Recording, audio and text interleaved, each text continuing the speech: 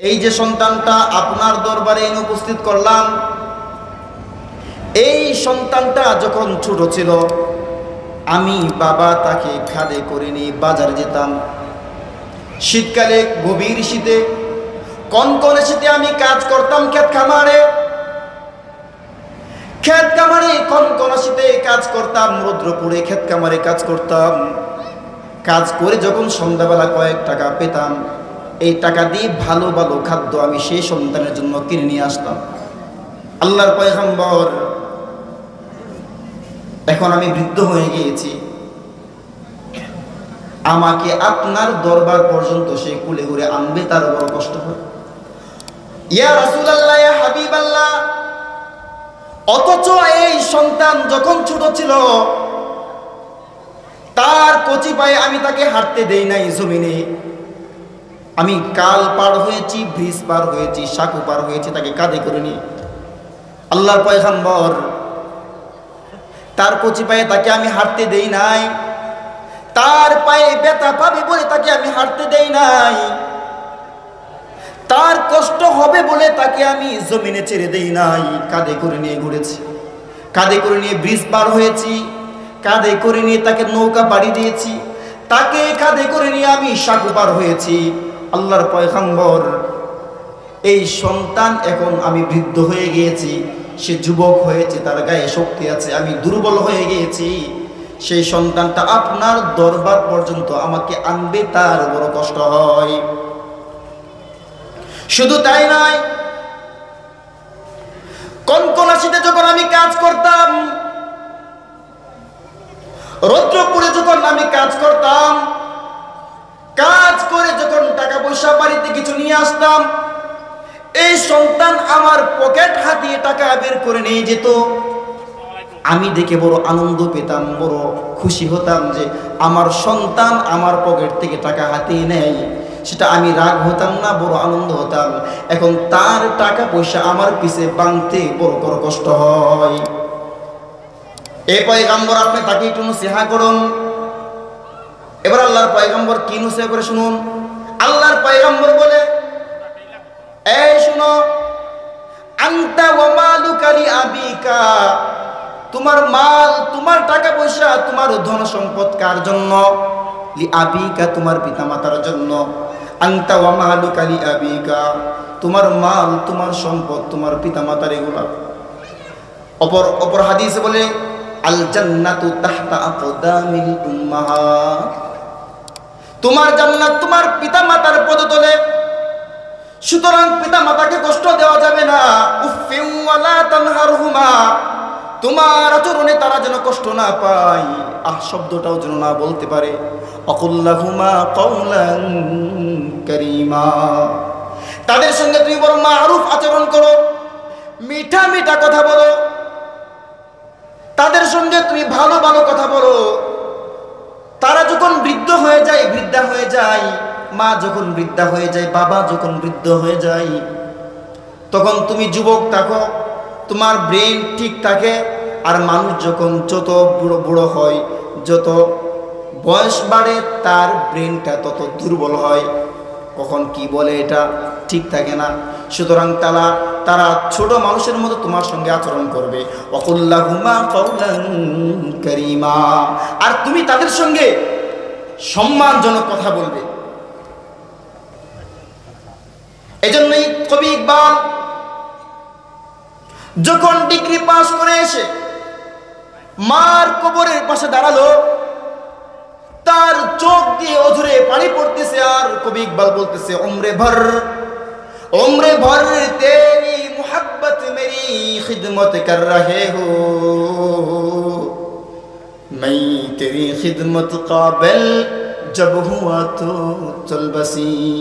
কবি ইকবাল বলতেছে, মারে তুমি 1-2 টাকা করে জমিয়ে জমিয়ে তোমার গাছের লাউ বিক্রি করে, গাছের সুপারি বিক্রি করে, গাছের নারকেল বিক্রি করে, মুরগির ডিম বিক্রি করে, হাঁসের ডিম বিক্রি করে, গাছের সিম বিক্রি করে, 1-2 টাকা করে জমিয়ে জমিয়ে আমি ইকবালকে ইকবাল বানিয়েছ, ডিগ্রি অর্জন করেছ। তখন তো আমি ছোট ছিলাম, তোমার খেদমতের উপযুক্ত আমি ছিলাম না রে মা, তোমার খেদমতের উপযুক্ত আমি ছিলাম না। তখন তুমি দুনিয়াতে বেঁচে ছিলে, এখন তোমার টাকা দিয়ে আমি ডিগ্রি অর্জন করেছি রে মা। ডিগ্রি অর্জন করে দেশে ফিরে আসলাম,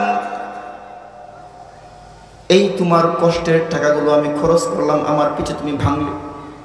তখন বড় ছোট ছিলাম, তোমার খেদমত করার উপযুক্ত ছিলাম না, এখন তোমার খেদমত করার উপযুক্ত হয়েছে আমি, আর তুমি আমাকে ফাঁকি দিয়ে অন্ধকার কবরে চলে গেলে।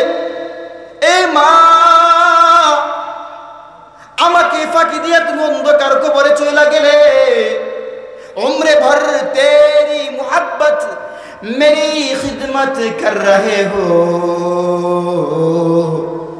मैं तेरी खिदमत काबिल जब हुआ तो चल बसी, मैं तेरी खिदमत काबिल जब हुआ तो चल बसी। मारे যখন তোমার খেদমতের উপযুক্ত আমি ছিলাম, যখন তোমার খেদমতের উপযুক্ত ছিলাম না তখন দুনিয়াতে ছিলে, আর এখন তোমার খেদমতের উপযুক্ত হয়েছে, আমাকে ফাঁকি দিয়ে তুমি চইলা গেলে।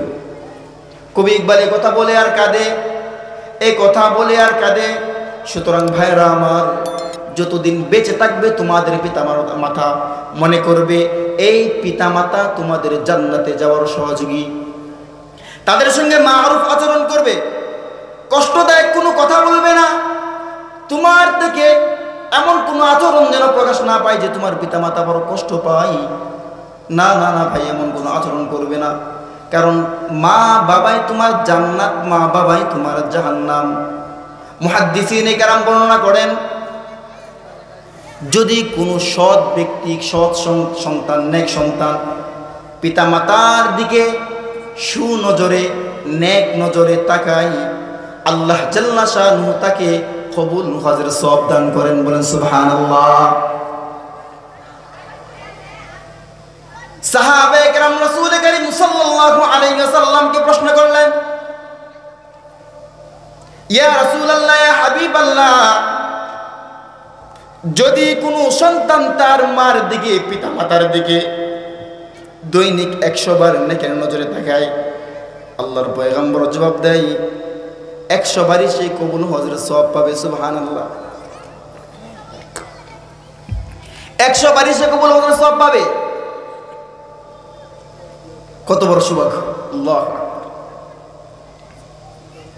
এজন্যই আল্লাহর পয়গম্বর জালিলুল কদর সাহাবী হযরতে ওমরকে নসিহত করে গিয়েছেন, বলে গিয়েছেন মৃত্যুর পূর্বে, এ ওমর,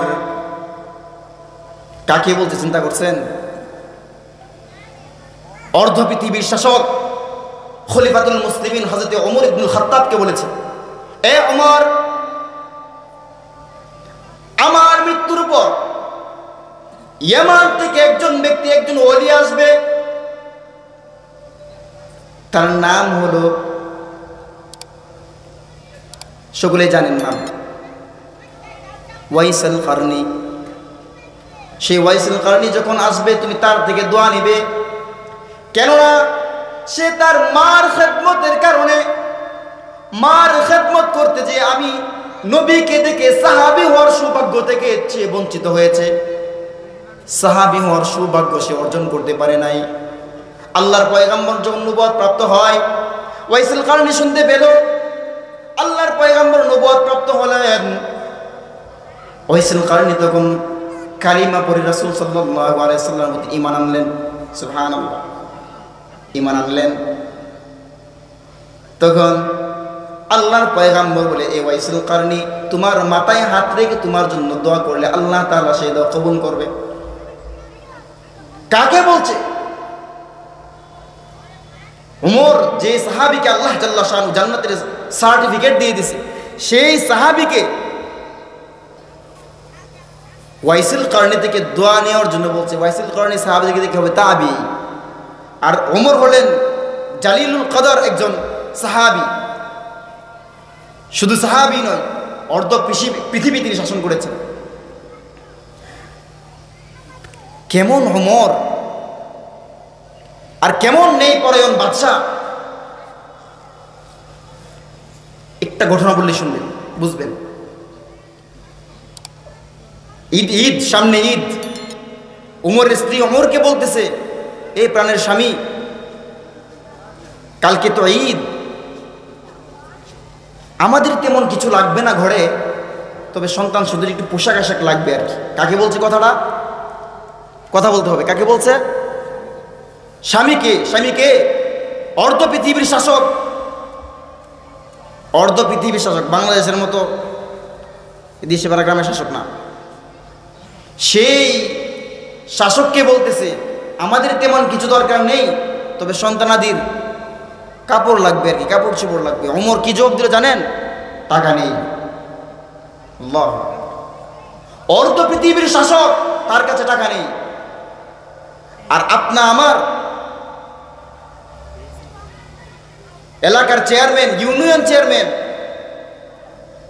সে চৌরাস্তা গাজীপুর মার্কেট করে না, সে মার্কেট করে কোথায়? উত্তরায়। ইউনিয়ন চেয়ারম্যান সে মার্কেট করে উত্তরায়, বসুন্ধরায়। মেয়র, এমপি তারা বাংলাদেশে করে না, ইন্ডিয়া।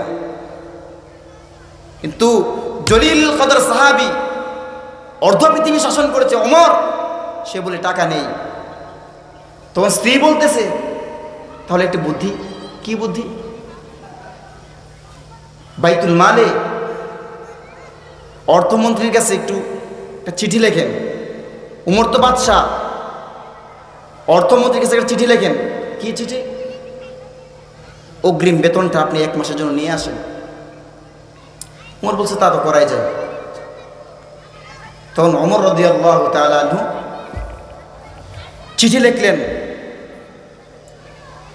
অর্থমন্ত্রীকে। হযরতে, উনি একজন সাহাবী, হযরতে আবু উবাইদা ইবনুল জাররাহ রাদিয়াল্লাহু তাআলা আনহু। আবু উবাইদা ইবনুল জাররাহর কাছে হযরতে ওমর চিঠি লিখলেন। ভাই, চিঠি লিখে বার্তা বাহকের কাছে পাঠিয়ে দিল। কি লিখছে চিঠিতে? ভাই, আমার ফ্যামিলি এই ঝামেলা, 1 মাসের বেতন আমাকে অগ্রিম দিয়ে দিলে ভালো হয়। বাদশাহ অর্থমন্ত্রীর কাছে চিঠি লিখছে। আপনার আমার দেশের সরকার, সে হুকুম নিত, চিঠি লিখত, আমার চেয়ে বড় কে? আমছনি ইমাং ডাং করে নিস, আমার চেয়ে বড় আর কেউ নাই। এগুলো হলো দুর্নীতিবাজ, দেশটাকে লুটে পুটে খেয়েছে 16-17 বছর। কিন্তু কেমন সঠিক মানুষ, কেমন সোনার মানুষ হযরতে ওমর। ওমর চিঠি লেখে। আবু উবাইদা ইবনুল জাররাহ রাদিয়াল্লাহু তাআলা আনহু যখন চিঠি দেখলো, আহা, এই চিঠির কি কাঁপতেছে, চোখ দিয়ে পানি পড়তেছে আবু উবাইদা ইবনুল জাররাহ। এই সাধারণ একটি কথা, ভাই, আমি আপনার কাছে দরখাস্ত লিখছি, অর্থমন্ত্রী বরাবর 1 মাসের বেতনটা অগ্রিম দিয়ে দিলে ভালো হয়। তখন আবু উবাইদা ইবনুল জাররাহ কাঁদতে কাঁদতে আরেকটা পাল্টা 2টা প্রশ্ন করছে ওমরকে, যেটি ওমর রাদিয়াল্লাহু তাআলা আনহু কেমন, অর্থমন্ত্রী কেমন। আল্লাহু আকবার। 2টা প্রশ্ন করছে। যে 2টা প্রশ্নের উত্তর খলিফাতুল মুসলিমিন আমাকে দিতে পারে, তাহলে আমি অগ্রিম বেতন দিয়ে দিব, না হয় দিব না। কি 2টা প্রশ্ন? চিঠিতে লিখলো, খলিফাতুল মুসলিমিন, আপনি যে আমাকে বললেন অগ্রিম মাসের বেতন নিয়ে যাবেন, আপনি কি গ্যারান্টি দিতে পারবেন যে আপনি 1 মাস বাঁচবেন? যদি গ্যারান্টি দিতে পারেন যে আমি 1 মাস বাঁচবো, বেতন দিয়ে দিব। 1 নাম্বার 2 বলতেছে, আগামী 1 মাস জনগণ আপনাকে ক্ষমতায় রাখবে নাকি নামাবে, গ্যারান্টি আছে? গ্যারান্টি নেই। 1 নাম্বার, যদি আপনি 1 মাস বাঁচেন, আগামী 1 মাস, তাহলে দিয়ে দিব। আরেক প্রশ্ন কি, জনগণকে আপনাকে রাখবে না রাখবে আপনার নিশ্চিত? নামেও তো দিতে পারে, নামেই দিলে দিব না। এই প্রশ্ন দেখে হযরত খলিফাতুল মুসলিম কান্না শুরু করছে। আমার ভাই আবু উবাইদা ইবনুল জাররাহ তো সঠিক কথা বলেছে, আমি কি থাকবো না ভাগবো? জনগণকে আমাকে রাখবে না, ধরে আগে বিদায় করে দিবে। ওমর বলতেছে কত সুন্দর কথা, এই ওমরকে আল্লাহর পয়গম্বর বলে এত সঠিক মানুষ, তুমি ওয়াইসুল কারনী থেকে দোয়া নিবে। ওয়াইসুল কারনীকে হযরত ওমর মনে মনে খুঁজে, ইয়ামান থেকে যখন এই কাফেলা মদিনায় ঢুকে, হযরত খলিফাতুল মুসলিমিন হযরত ওমর এই কাফেলার প্রধানকে জিজ্ঞাসা করে, ভাই তোমাদের মধ্যে কি ওয়াইসুল কারনী নামে কোনো ব্যক্তি আছে কি? রাসূল কিছু গুণাগুণ তার বলে দিছে, এমন এমন সিফাত থাকবে তার। হযরত ওমর প্রত্যেকটি কাফেলায় যখন মদিনায় ঢুকে ওয়াইসুল কারনী নামক ব্যক্তিকে তালাশ করে, এভাবে কয়েক বছর চলে গেল, ওমর পায় না। হঠাৎ করে কাফেলাকে জিজ্ঞেস করলো, ভাই তোমাদের মধ্যে কি ওয়াইসুল কারনী নামে কোনো ব্যক্তি আছে? লোক বলল, হ্যাঁ আছে। বলে, কেন? আমি লোকের সাথে একটু মুলাকাত করতে চাই, সাক্ষাৎ করতে চাই। হযরত ওমরকে ওয়াইসুল কারনীর কাছে নিয়ে যাওয়া হলো। ওয়াইসুল কারনীর সাথে হযরত ওমর সাক্ষাৎ করে বলে, আল্লাহর পয়গম্বর আমাকে বলে গিয়েছে আপনার দিকে দোয়া নেওয়ার জন্য। কেন কেন কেন? আপনার দোয়া নাকি আল্লাহ রাব্বুল আলামিন কবুল করবে। এটা আল্লাহর পয়গম্বরের বাণী, আল্লাহর পয়গম্বরের কথা। রাসূল বলেছে আপনার থেকে দোয়া নিলে আপনি যে আমার জন্য যে দোয়া করবেন, আল্লাহ রাব্বুল আলামিন সেই দোয়া নাকি কবুল করে নেবে। সুতরাং আপনি একটু আমার জন্য দোয়া করে দেন। ওয়াইসুল কারনী চোখ দিয়ে ঝর ঝর ঝর ঝর করে পানি পড়তেছে। ওয়াইসুল কারনী বলে, না না না না, আল্লাহর পয়গম্বর বলে গিয়েছে আমি আপনাকে দোয়া দিলে আমার দোয়া আল্লাহ কবুল করবে। আল্লাহর পয়গম্বর কেমন কথা বলে গিয়েছে, এত কোন সাধারণ কোনো কথা নয়। নিশ্চিত সেটা আমার মার দোয়া। কার দোয়া? এটা মার দোয়া।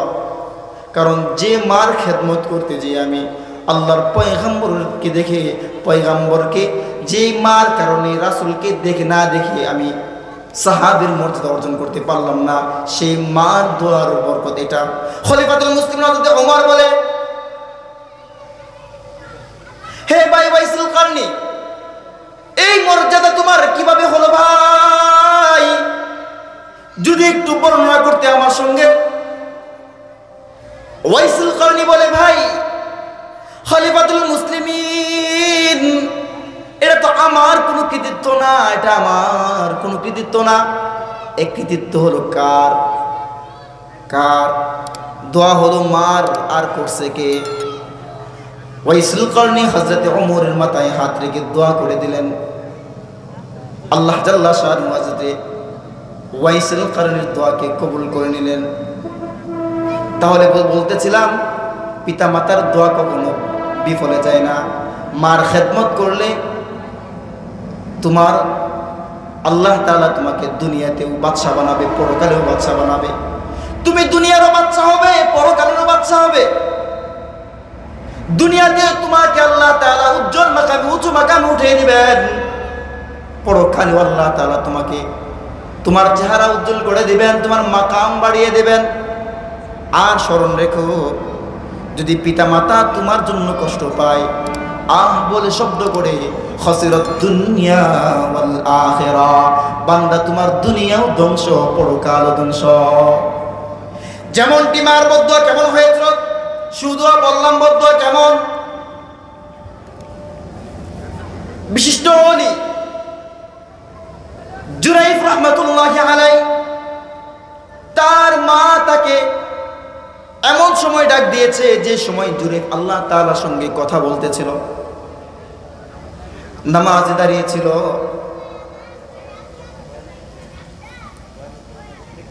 জুরাইফ রাদিয়াল্লাহু তাআলা আনহু, তার মা তাকে বদদুয়া দিয়েছে। তার মার বদদুয়া জুরাইফের ব্যাপারে আল্লাহ তাআলা কবুল করে নিয়েছে। কেমন বদদুয়া বিশ্লেষণ করতে গেলে লম্বা হয়ে যাবে, আজানের সময় হয়ে গেছে। কিন্তু মার বদদুয়াটা এমন হয়েছে, আল্লাহ তাআলা সেটা কবুল করে নিয়েছে। আর সুদুয়া যদি মা করে সেটাও কবুল করে। বদদোয়া করলে সেটাও কবুল, সুদোয়া করলে সেটাও কবুল। এমনই হবে আলকামা রাহমাতুল্লাহি আলাইহির জন্য মা বদদোয়া করেছিল। আলকামার ব্যাপারেও আল্লাহ জাল্লা শানু একই কাণ্ড ঘটাইছেন উম্মতকে শিক্ষা দেওয়ার জন্য। সুতরাং বোঝা গেল পিতামাতার সঙ্গে যারা পিতামাতাকে আহ উ শব্দ বলাবে, আল্লাহ জাল্লা শানু তাদেরকে সাময়িক সময়ের জন্য হলেও তাদেরকে ইসলাহের জন্য কষ্ট দিবেন। আলকামার কোনো দোষ ছিল না, ভালো ছিল। তার মৃত্যুর সাকরাতুল মাউত চলতেছে, কালিমা নসিব হচ্ছে না। স্ত্রী রাসূল করিম সাল্লাল্লাহু আলাইহি ওয়াসাল্লামের কাছে লোক পাঠাইছে, যে বলো তো রাসূলকে খবর দাও। হযরত বেলাল সহ আরো কয়েকজন সাহাবী রাসূল পাঠালেন তার কাছে। বেলাল এসে আলকামা রাদিয়াল্লাহু তাআলা আনহুকে কালিমা তালকিন দিচ্ছেন, কিন্তু সে তালকিন, এই তালকিন কোনো কাজে আসছে না। তালকিন অর্থ হলো যে তাকে তুমি লা ইলাহা ইল্লাল্লাহ বলো, এরকমটা না। তার কানের গড়িতে আশহাদু আল্লা ইলাহা ইল্লাল্লাহ কালিমা পড়বে, আর তিনি শুনে শুনে কালিমা বলবে। যদি বলে সেটাই হলো কালিমার তালকিন। কালিমার তালকিন তো এই নয় যে বলুন লা ইলাহা ইল্লাল্লাহ আশহাদু আল্লা, এগুলো না। মানে মৃত ব্যক্তি সাকরাতুল মাউত যার শুরু হয়ে গিয়েছে, মুমূর্ষু ব্যক্তির কানে কানে বা তার পাশে জুড়ে জুড়ে বলা আশহাদু আল্লা ইলাহা ইল্লাল্লাহ ওয়া আশহাদু আন্না মুহাম্মাদার রাসূলুল্লাহ। হতে পারে সে আপনার কালিমা শুনে সেও বলতে পারে, এটা হলো তালকিন। হযরতে বেলাল কয়েকজন সাহাবী সহ রাসূলের কাছে ফিরে গেল, রাসূল আমাদের তালকিনে কোনো কাজে আসে নাই। স্বয়ং আল্লাহর পয়গম্বর নিজে আসছে আলকামার কাছে। আলকামার চেহারা দেখে রাসূল করিম সাল্লাল্লাহু আলাইহি ওয়াসাল্লাম বুঝে ফেলছে তার মা তার প্রতি নারাজ। আলকামার মাকে ডাকা হলো, বলল হে বোন, আপনি কি আলকামার প্রতি নারাজ নাকি? আলকামা আপনার সঙ্গে কেমন আচরণ করত?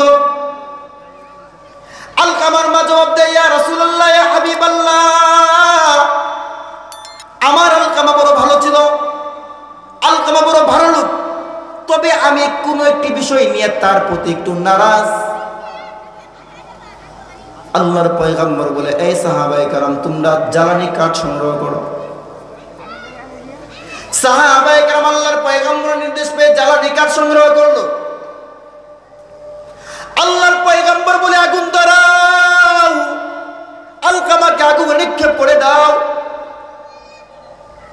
এই দৃশ্য যখন আল্লাহর পয়গম্বর যখন এই কাণ্ড ঘটালেন, আলকামার মা দেখে বলতেছে, ইয়া রাসূলুল্লাহ, ইয়া হাবিবাল্লাহ, আমি আমার আলকামাকে ক্ষমা করে দিলাম।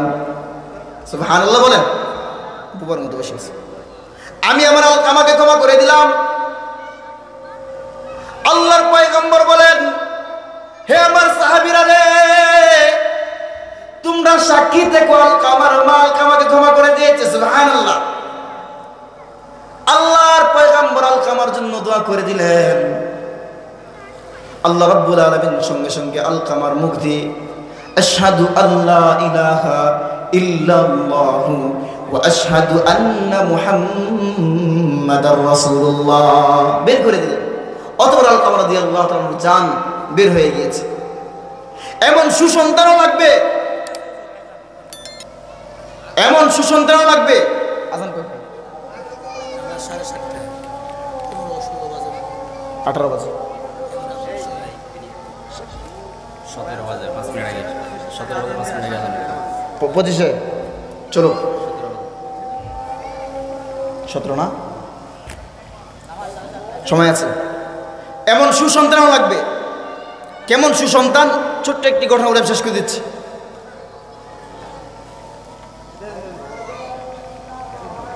জৈনক ব্যক্তি, আমরা যখন দোয়া করি, দোয়ার মাঝে বলি না, আল্লাহ আমাদের মোনাজাতকে আমাদের পূর্বপুরুষদের কবরে তুমি পৌঁছে দাও, আকায়ে নামদার তাজদারি মদিনা রাসূলুল্লাহ সাল্লাল্লাহু আলাইহি ওয়াসাল্লাম রোজা আথারে পৌঁছে দাও, বলি না?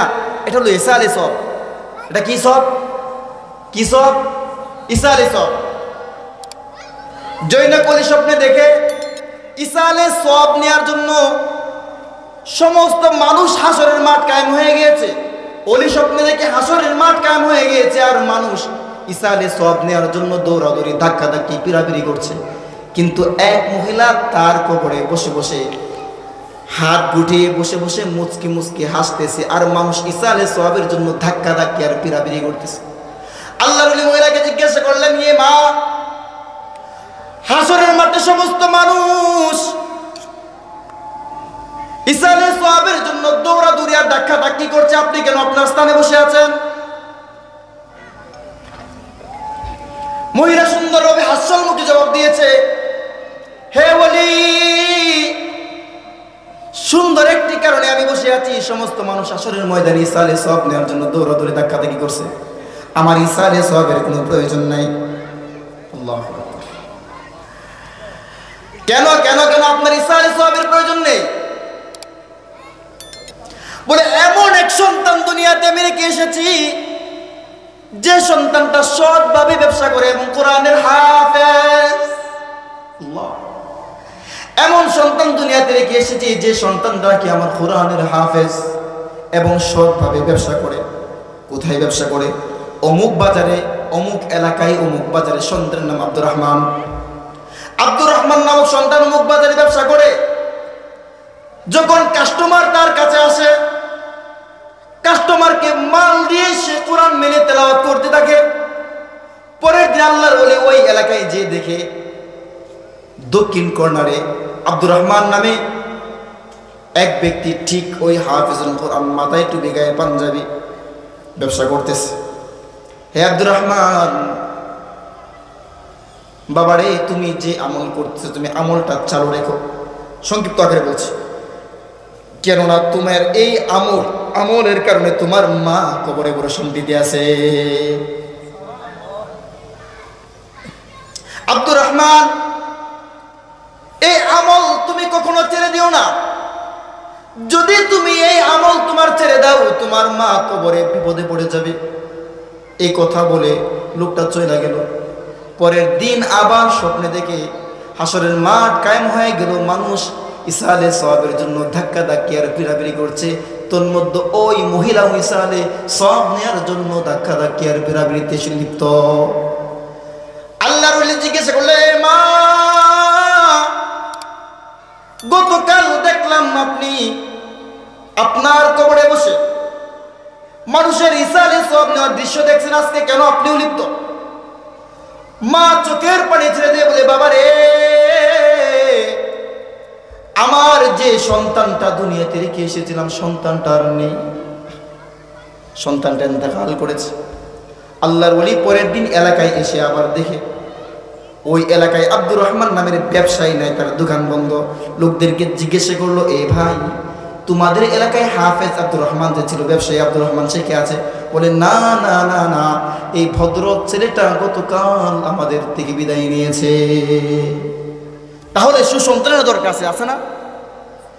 আল্লাহ জাল্লা শাআনহু আমাদেরকে পিতামাতার হক সুন্দরভাবে আদায় করার তৌফিক দান করুন, এবং আমাদের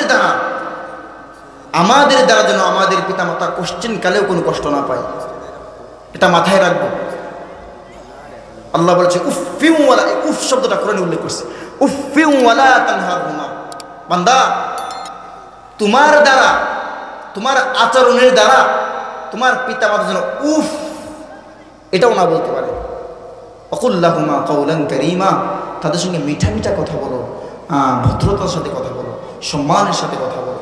আল্লাহ জাল্লা শাআনহু আমাদেরকে পিতামাতার হক পরিপূর্ণভাবে আদায় করার তৌফিক দান করুন, এবং সন্তান সন্ততিকে সুন্দরভাবে পরিচালনা করার তৌফিক দান করুন। আমিন।